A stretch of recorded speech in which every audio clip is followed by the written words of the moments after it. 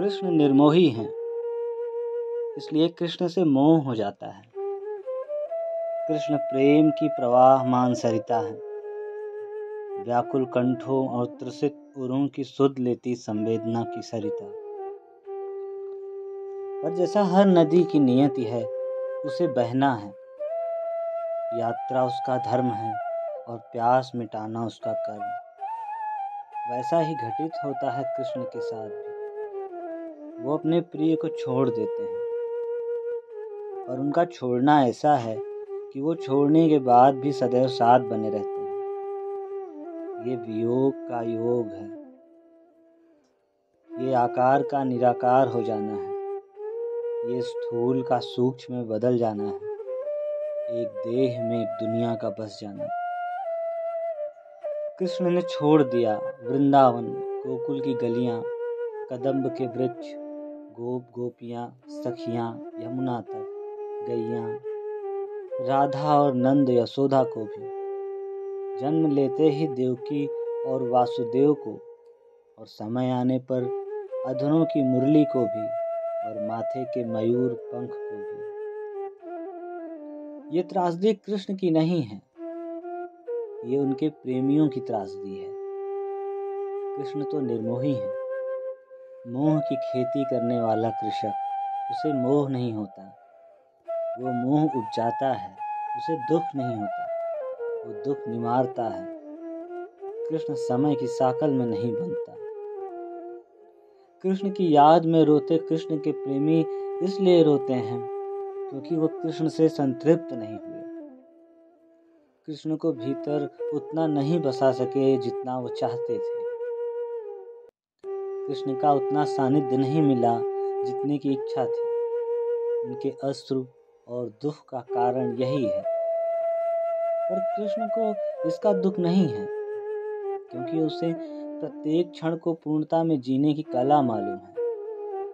इसलिए वो जिनके साथ रहा उसे अमर करता चला, लोक चेतना में अक्षर करता हुआ। देवकी, यशोदा, नंद, वासुदेव, सुदामा, गोकुल, वृंदावन, गोपियां सब कृष्ण के सानिध्य से अमर हुए, अक्षर हुए। राधा इसका अपवाद है।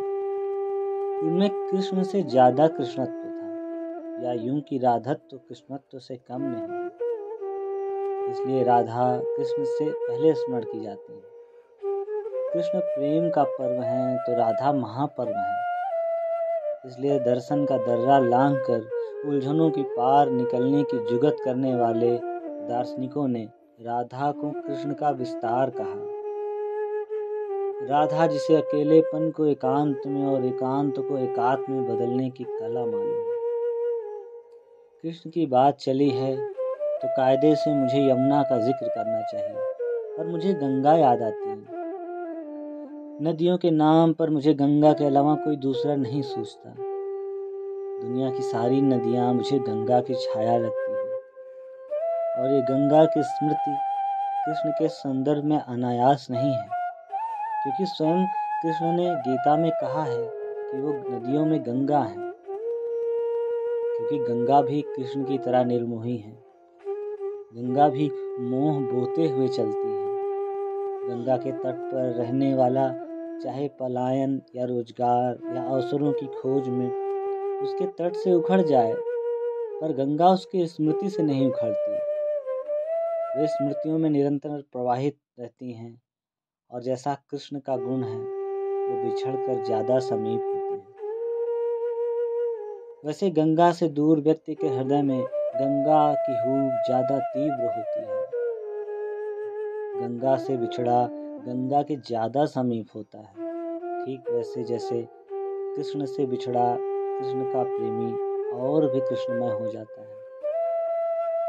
गंगा भी कृष्ण की तरह त्यागती चलती हैं। हरिद्वार को त्याग इलाहाबाद, इलाहाबाद को त्याग बनारस, बनारस को त्याग गंगा सागर। जहाँ रही उसकी पीड़ा हरी, पाप धोए, मन निर्मल किया।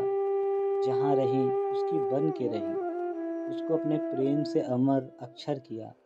प्रयाग में प्रयाग की गंगा, काशी में काशी की, हरिद्वार में हरिद्वार की, और गंगा सागर में गंगा सागर की। पर फिर भी अकेली, एकांतिक, एकात्म में डूबी नदी ही रही। आखिर में कृष्ण का रंग काला है, जिस पर कोई दूसरा रंग नहीं चढ़ता। सूरदास कहते हैं ना, सूरदास की काली चमड़िया चढ़े न दूजा रंग। काला रंग सब रंगों को सोख लेता है। उसने सब रंग भीतर समा लिए हैं। हर रंग की पीड़ा सुनी है उसने, हर ढंग का कष्ट समाया है उसमें, इसलिए वो काला है। किसी का कोई प्रभाव नहीं उस पर। सारे प्रभाव वहाँ आकर अपना प्रभाव खो देते हैं। सारी यात्राएं स्थगित हो जाती हैं। उलझनों के पांव स्थिर हो जाते हैं। कृष्ण भी इसलिए काले हैं। दुनिया का दुख शरण लेता है उन्होंने गोपियों की वो पीर सुनी है जो वो अपने पतियों से नहीं कह सकी, अपने पिता, भाई, सखियों से नहीं कह सकी। यमुना का दुख कृष्ण में ठहरता है। सुदामा के आंसू कृष्ण की आंखों में निवास पाते हैं। राधा की पीड़ा, उसका एकांत महकता है कृष्ण की देह से। कृष्ण दुनिया भर की पीड़ा के सागर हैं, जहाँ सबके दुखों की नदी गिरती है, इसलिए कृष्ण काले हैं। आज कृष्ण का जन्मदिन है। मेरी कामना है कृष्ण आपके हृदय में जन्मे, हृदय का आयतन बढ़ाते हुए, आपको मनुष्य से मनुष्यतर करते हुए, वृहत से वृहत्तर करते हुए कृष्ण आनंद लिए आए और आपके भीतर जो आप हैं उसे अमर कर दें, अक्षर कर दें।